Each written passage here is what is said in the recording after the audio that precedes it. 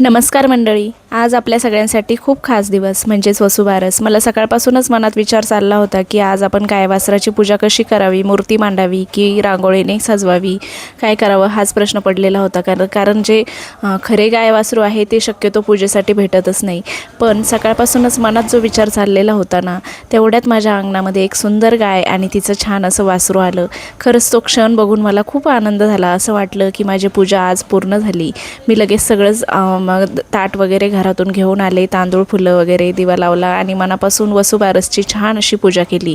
पण जी गाय होती ना ती इकडे यायलाच तयार नव्हती। वासरू जे होतं ते आलं होतं, त्याने माझ्या हाताने पोळी देखील खाल्ली आणि मी त्याची छान पूजा देखील केली। त्यानंतर मग फायनली आम्ही तिला मा हम्मा एक असे गाणे म्हणत म्हणत शेवटी आमच्या दारामध्ये बोलवायचा प्रयत्न केला। पण आता ती शेवटी गाय आहे आणि तिला छान असा हिरवागार सारा तिथे दिसत होता, म्हणूनच तिची येण्याची इच्छा नव्हती आणि मग मीच तिकडे गेले। म्हटलं जाऊ द्या, आपल्या मनातील जे समाधान आहे ना ते होऊन जाईल। आणि मी छान अशी तिकडे जाऊन तिची पूजा केली आणि तिला जो नैवेद्य बनवलेला होता पोळीचा तर तो देखील खाऊ घातला। त्यानंतर ना मग मी आज बालुशाही बनवायला घेतली। दिवाळी फराळातील एक आयटम आज होऊन जाईल म्हटलं।